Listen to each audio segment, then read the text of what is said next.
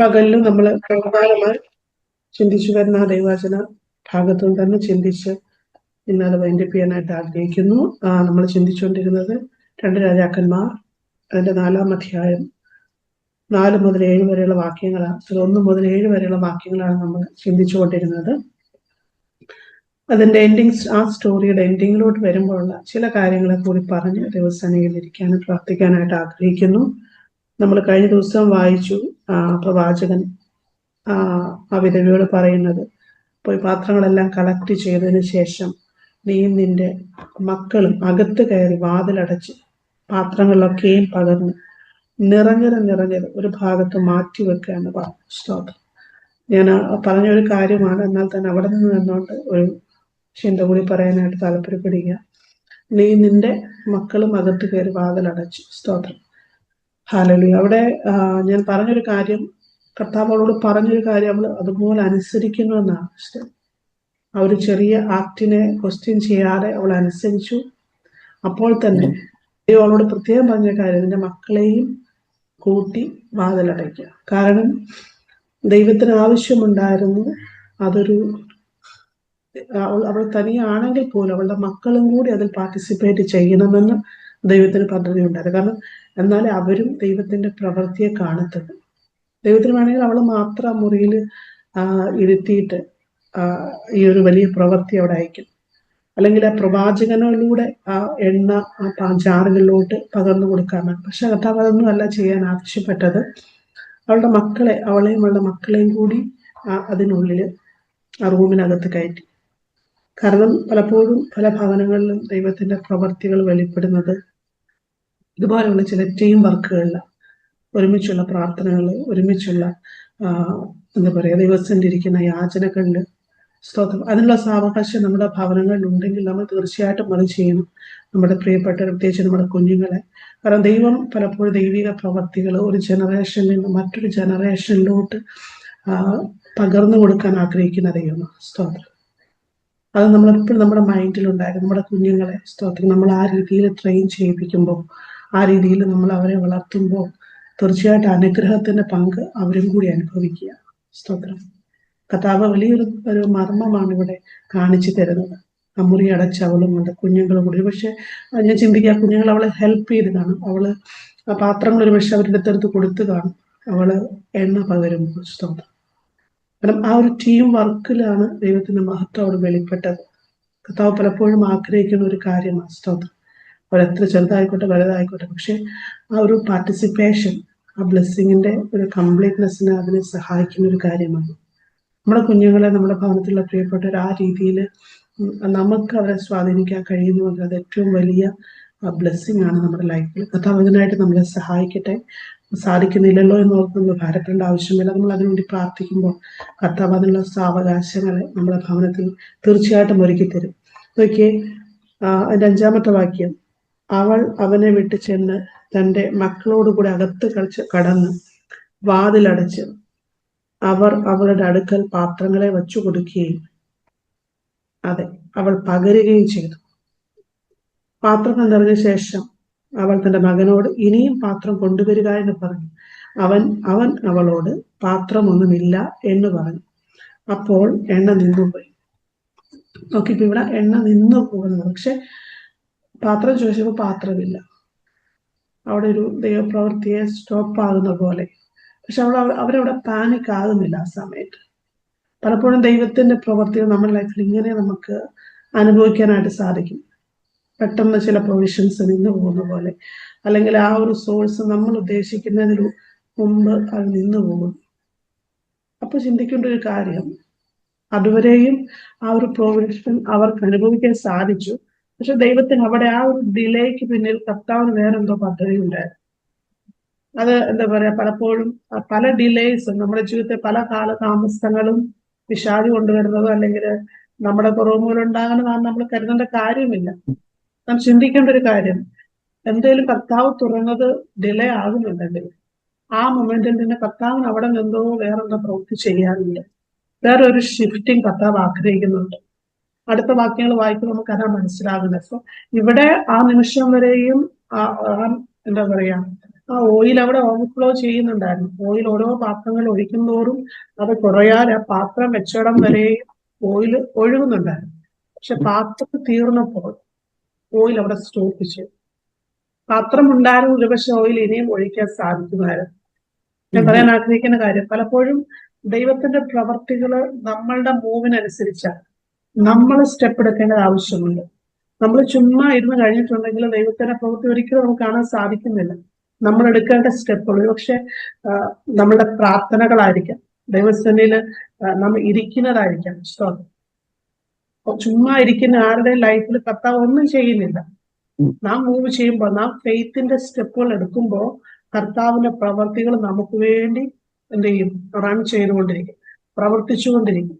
Hallelujah, സ്തോത്രം. നാം faith ആകുന്ന പ്രാർത്ഥനയുടെ പാത്രങ്ങളെ നാം ഓപ്പൺ ചെയ്ത് വെക്കുവാണെങ്കിൽ തീർച്ചയായിട്ടും ദൈവത്തിന്റെ അനുഗ്രഹങ്ങൾ അതിനോട് കർത്താവ് ഒഴുകിക്കൊണ്ടിരിക്കും. നമ്മൾ എപ്പോൾ സ്റ്റോപ്പ് ചെയ്യുന്നോ അവിടെ ദൈവം സ്റ്റോപ്പ് ചെയ്യും.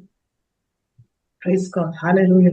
നോക്കിയേ, അവിടെ പാത്രങ്ങൾ തീർന്നു, ആ എണ്ണയുടെ പകർച്ച തീർന്നു. പക്ഷെ ദൈവം അതുകൊണ്ട് അവിടെ എന്താ പറയാ, അവളെ വീണ്ടും കണ്ണീരിലാക്കുകയല്ല ചെയ്തത്. അടുത്ത വാക്യങ്ങൾ നാം വായിക്കുമ്പോൾ, പാത്രങ്ങൾ നിറഞ്ഞ ശേഷം അവൾ തന്റെ മകനോട് ഇനി പാത്രം കൊണ്ടുവരിക എന്ന് പറഞ്ഞു. അവൾ അവനോട് പാത്രമൊന്നും ഇല്ല എന്ന് പറഞ്ഞപ്പോൾ എണ്ണ നിന്നുപോയി. അവൾ ചെന്ന് ദൈവപുരുഷനോട് വസ്തുത അറിയിച്ചു. നീ പോയി എണ്ണ വിറ്റ് കടം വീട്ടി ശേഷിപ്പ് കൊണ്ട് നീയും മക്കളും ഉപജീവനം കഴിച്ചുകൊള്ളുക എന്ന് പറഞ്ഞു. സോ ഇതാ ഞാൻ പറഞ്ഞത്. അപ്പൊ ആ ഒരു ഡിലേ ദൈവം അറിഞ്ഞ് സംഭവിച്ചത് അവിടെ, അല്ലേ? സ്തോത്രം. ദൈവം അനുവദിച്ച് സംഭവിച്ചതാ. അതായത് ആ എണ്ണ വരുന്നത് അവിടെ സ്റ്റോപ്പായി. കർത്താവ് പെട്ടെന്ന് പറയാണ്, നീ ഇനി ആ എണ്ണ പോയിട്ട് വിറ്റ്, നീ പോയി വിറ്റ് നീയും നിന്റെ മക്കളും ഉപജീവനം കഴിച്ചുകൊള്ളുക എന്ന് പറഞ്ഞു. നമുക്കറിയാം അവളുടെ ലൈഫ്, ആ കണ്ണീരിൽ കുതിർന്ന ലൈഫിന്റെ സ്റ്റോറിക്ക് അവിടെ ഒരു എൻഡ് ഉണ്ടാകുകയാണ്. പിന്നീട് അവള് മറ്റുള്ളവരുടെ കൈ നീട്ടാനോ അവള് കരയാനോ പോകുന്നതായിട്ട് നമുക്ക് കാണാൻ സാധിക്കുന്നില്ല. നീ നിന്റെ മക്കളും അവരുടെ അപ്പത്തെ ആവശ്യം മാത്രമല്ല, തുടർന്ന് അങ്ങോട്ട് അവർക്ക് എന്താ പറയുക, ആവശ്യമായിട്ട് ജീവിക്കാനുള്ള വക കൂടി ദൈവം അവിടെ കൊടുക്കുന്നതായിട്ട് കാണുവാൻ സാധിക്കുന്നുണ്ട്. സ്തോത്രം.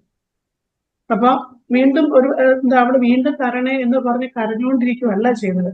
എന്തപ്പോ അവളുടെ കയ്യിലുണ്ടോ, അതെത്ര ചെറുതായിക്കോട്ടെ വലുതായിക്കോട്ടെ, അതിനെ ഡിസ്ട്രിബ്യൂട്ട് ചെയ്യുക, അതിന് വ്യാപാരം ചെയ്യാൻ തക്കവണ്ണം ദൈവത്തിന്റെ ആത്മാവ് അവിടെ ലീഡ് ചെയ്യുന്നതാണ് കാണാൻ സാധിക്കുന്നത്. കർത്താവിന്റെ പ്രവൃത്തി പലപ്പോഴും ഇങ്ങനെയാണ്. സ്തോത്രം. പക്ഷെ ചെറുതിൽ നിന്ന് ആരംഭിച്ചിട്ട് ദൈവത്തിനറിയാം ഏത് പൊസിഷനിൽ അത് നിർത്തണം, ഏത് പൊസിഷനിൽ അത് സ്റ്റോപ്പ് ചെയ്യണമെന്ന്. അപ്പോൾ നമ്മൾ അവിടെ പാനിക്കാവാറ് കർത്താവിനോട് ചോദിക്കുക, അടുത്ത ഡിറക്ഷൻ എന്നെ കാണിച്ചു തരാം, ഞാൻ എന്താ ചെയ്യില്ലേ കർത്താവ്? ഒരുപക്ഷെ ആ ഉള്ളതിൽ നിന്ന് വ്യാപാരം ചെയ്യണം, അതിനെ മാനേജ് ചെയ്യാനായിരിക്കാം കർത്താവ് ആഗ്രഹിക്കുന്നത്. സ്തോത്രം. ഇവിടെ അവള് ചെയ്തതുപോലെ പിന്നീട് അവളൊരു സെല്ലറായിട്ട് മാറുകയാണ്. വീണ്ടും പ്രൊവിഷന് വേണ്ടി കാത്തിരിക്കുവല്ല. സ്തോത്രം. അവൾ ആ ചെറുതിനെ അവള് സെല്ല് ചെയ്യാൻ തീരുമാനിച്ചുള്ള അവളെ വലിയൊരു ദൈവപ്രവർത്തി. ശരിക്കും അവിടെയാണ് ആ മിറാക്കിൾ പ്രവൃത്തികൾ വീണ്ടും എന്താ പറയുക കംപ്ലീറ്റ്നെസ്സിലോട്ട്, അതിന്റെ ഒരു പൂർണ്ണതയിലോട്ട് വരുന്നത്. അവളുടെ ആവശ്യങ്ങൾ, അവളുടെ കടങ്ങളെ മാറ്റുവാനുള്ളതായ സാമ്പത്തിക നന്മ, പക്ഷേ സാമ്പത്തിക നന്മയെ കർത്താവ് അതിലൂടെ അവൾക്ക് വേണ്ടി പ്രൊവൈഡ് ചെയ്തു. അപ്പൊ നമ്മൾ ഈ ഷിഫ്റ്റിംഗ് നമ്മൾ മനസ്സിലാക്കണം. അതുവരെ അവൾ മേടിച്ചുകൊണ്ടിരുന്നു, പക്ഷെ പെട്ടെന്നൊരു മൊമെന്റിലാണ് അവളുടെ ലൈഫ് അവളെ ടേൺ ചെയ്യേണ്ടി വന്നത്. ഈ ടേണിംഗ് പോയിന്റ് നമ്മൾ മനസ്സിലാക്കിയെങ്കിൽ മാത്രമേ നമ്മുടെ ലൈഫ് ദൈവം ആഗ്രഹിക്കുന്ന സക്സസിലോട്ട് നമുക്ക് എത്തിച്ചേരാൻ സാധിക്കട്ടെ. കർത്താവിനോട് പ്രാർത്ഥിക്കണം, കർത്താവെ എവിടെയെങ്കിലൊക്കെ എന്റെ ലൈഫിൽ ചില നമ്മളെ എപ്പോഴും സ്ട്രെയിറ്റ് ലൈനിൽ നമുക്ക് പോകാൻ സാധിക്കത്തില്ല. ചില സമയങ്ങളിൽ നമ്മൾ തന്നെ എന്താ പറയാ റൈറ്റോട്ടോ ലെഫ്റ്റോട്ടൊക്കെ തിരിയേണ്ട എന്താ മൂവ്മെന്റ്സ് നമ്മുടെ ലൈഫിൽ വരും, ആ ട്രാൻസിഷൻസ് വരും ലൈഫിൽ. അത് കർത്താവ് നമുക്ക് കാണിച്ചു തന്നെ പറഞ്ഞു തരുമ്പോൾ അവിടെ നമുക്ക് വേണ്ടിയുള്ള യഥാർത്ഥ വഴികളെ കർത്താവ് തുറന്നു തരും. അവിടെ വലിയ ദൈവ പ്രവൃത്തികളെ കാണുവാനായിട്ട് സാധിക്കും. അവളുടെ ലൈഫിനെ കർത്താവ് അവിടെ വെച്ചിട്ട് ഒരു പുതിയ സ്റ്റോറി ആക്കിയിട്ട് അവിടെ എഴുതുക ചെയ്യുന്ന പുസ്തകം. അവൾ സ്റ്റോപ്പ് ചെയ്യാൻ അല്ലെങ്കിൽ മറ്റുള്ളവർ അവരുടെ ലൈഫ് സ്റ്റോപ്പായി എന്ന് വിചാരിച്ചെടുക്കുന്ന കർത്താവ് വലിയൊരു അബണ്ടൻസിലോട്ട് ആ വിധവയുടെയും മക്കളുടെയും ലൈഫിനെയോ മാറ്റി എഴുതാനൊക്കെ ഇവിടെയായിട്ട് ദൈവത്തിന്റെ പ്രവർത്തികൾ ഇങ്ങനെയാ. സ്തോത്രം. അത് മറ്റുള്ളവർ വിധി എഴുതുന്നിടത്ത് സ്റ്റോപ്പ് ആകുന്നതല്ല നമ്മുടെയൊക്കെയും കോളിങ്, നമ്മുടെയൊക്കെ ലൈഫ് എന്ന് പറയുന്നത്. ഏതെങ്കിലുമൊക്കെ മൊമെന്റ്, പക്ഷെ നമ്മൾ പോലും വിചാരിക്കാത്ത മൊമെന്റ്സിൽ നമ്മുടെ ലൈഫിനെ സ്തോത്രം ലിഫ്റ്റപ്പ് ചെയ്ത ദൈവമാണ് നമ്മുടെ ദൈവം. ഹല്ലേലൂയ. ഒരിക്കലും ഇത് വിചാരിച്ചു കാണില്ല. ഹല്ലേലൂയ. ഈ ജാറുകൾ നിറഞ്ഞു കഴിയുമ്പോൾ എന്റെ ലൈഫിന്റെ സ്റ്റോറി മാറാൻ പോവുകയാണ്. സ്തോത്രം. ഒരുപക്ഷെ ആ പ്രൊവിഷൻ നിന്ന് കഴിയുമ്പോൾ എൻ്റെ ലൈഫിന് ഞാനൊരു അഡ്മിനിസ്ട്രേഷൻ എന്ന പദവിയിലോട്ട് അല്ലെങ്കിൽ ഒരു മാനേജർ എന്ന പദവിയിലോട്ട് മാറാൻ പോവുകയാണ് നമ്മൾ വിചാരിച്ചില്ല. കർത്താവിന്റെ പ്രവർത്തികൾ ഇങ്ങനെ ഞൊടിയൊടയിലുള്ള ദൈവപ്രവർത്തികളെ നമ്മുടെ ചെറിയ അനുസരണങ്ങൾ കൊണ്ട്, ചെറിയ ഒബീഡിയൻസ് കൊണ്ട് ഹല്ലേലൂയ വിളിച്ചു വരുത്തുവാൻ കർത്താവ് നമ്മളെ സഹായിക്കും, നമ്മുടെ ഭവനങ്ങളെ സഹായിക്കും. ചെറിയ ചെറിയ പ്രവർത്തികളാണ്. എപ്പോഴും കർത്താവ് പ്രവർത്തിക്കുന്നത് അനുസരണത്തിലാണ്. ഒരുപക്ഷെ ഞാൻ പറഞ്ഞതുപോലെ ചെറിയ അനുസരണങ്ങളിലൂടെ കർത്താവ് നമ്മുടെ ലൈഫിനെ പണിയാൻ ആഗ്രഹിക്കുന്നത്. കർത്താവിനോട് പ്രാർത്ഥിക്കണം, കർത്താവ് എവിടെയെങ്കിലുമൊക്കെ ഇനിയും അങ്ങേ അനുസരിക്കാനുണ്ടെങ്കിൽ അതെന്നെ കാണിച്ചു തരണം. അതിന് തക്കണം എൻ്റെ ആത്മീയ കണ്ണുകളെ തുറന്നു തരണം. സ്തോത്രം. എൻ്റെ ലൈഫിനെ, എൻ്റെ ജീവിതത്തെ അനുഗ്രഹിക്കുവാൻ ദൈവത്തിന് പദ്ധതിയുണ്ട്. ദൈവം അത് ചെയ്യുമെന്ന് എനിക്കറിയാം. എവിടെയെങ്കിലുമൊക്കെ അനുസരിക്കാനുണ്ടെങ്കിൽ സ്തോത്രം. എൻ്റെ ഭവനത്തിനുള്ളിലായിരിക്കാം, അല്ലെങ്കിൽ ഞാൻ ആയിരിക്കുന്ന മേഖലയിലൊക്കെ ആയിരിക്കാം, കർത്താവിനെ സഹായിക്കണമെന്ന് പ്രാർത്ഥിക്കുക. നോക്കി, അവളനുസരിച്ചപ്പോൾ അവളുടെ ആ വിശ്വാസത്തിന്റെ പ്രവൃത്തി അവളുടെ മക്കളും കൂടിയാണ് കണ്ടത്. മക്കളുടെ മുമ്പിലും പ്രാർത്ഥിക്കുന്ന ഒരു അമ്മ, അല്ലെങ്കിൽ എന്താ പറയാ, ആ ദൈവം പറഞ്ഞതിനനുസരിക്കുന്ന ഒരു അമ്മയെ കാണുവാനായിട്ട് ആ മക്കൾക്കും ദൈവം ഇടകൊടുത്തു. തീർച്ചയായിട്ടും ആ മക്കളും അത് ഫോളോ ചെയ്യും. ചെറിയ ചെറിയ അനുസരണങ്ങൾ വലിയ ദൈവപ്രവൃത്തികളെ നമ്മുടെ ലൈഫിൽ സമയത്ത് അത് ചില സീസണുകൾ നമ്മുടെ ലൈഫിൽ ഒരുപക്ഷെ താമസിക്കുന്നുണ്ടെങ്കിൽ നമ്മൾ ഭാരപ്പെടേണ്ട കാര്യമില്ല. നമ്മൾ പൂർണ്ണമായും കർത്താവിൽ ആശ്രയിക്കുകയും വിശ്വസിക്കുകയും ചെയ്യുകയാണെങ്കിൽ അവിടെയും കർത്താവിന് എന്തൊക്കെയോ പ്രവൃത്തിയുണ്ട്. ഒരുപക്ഷെ ഒരു ചെറിയ നന്മ ഒരുക്കിയിട്ട്, ഒരു ചെറിയ കാര്യം നമുക്ക് റിലീസ് ചെയ്തിട്ട് അതുപയോഗിച്ച് ജീവിക്കാനായിരിക്കാം കർത്താവ് നമ്മളെ കുറിച്ച് ആഗ്രഹിക്കുന്നത്. അത് നമ്മൾ വിശ്വസ്തരായിരിക്കുമ്പോൾ ആ വലിയതിലോട്ട് കർത്താവ് നമ്മളെ നയിക്കാൻ തക്കണം ഇടയായിത്തീരും. സ്തോത്രം. ദൈവത്തിന്റെ മഹത്വം കാണാൻ തക്കണം ഇടയായിത്തീരും. അതുകൊണ്ട് ഒന്നുകൂടി ഓർപ്പിക്കാൻ ആഗ്രഹിക്കുന്ന കാര്യം, ഫെയ്ത്ത് എന്ന് പറയുന്നത് സ്തോത്രം നമ്മളിലൂടെ അത് ഒഴുകേണ്ടതാണ്. നമ്മൾ മൂവ് ചെയ്യേണ്ടതാണ്. സ്തോത്രം. പ്രാർത്ഥന നമ്മൾ മൂവ് ചെയ്യേണ്ടതാണ്. സ്തോത്രം.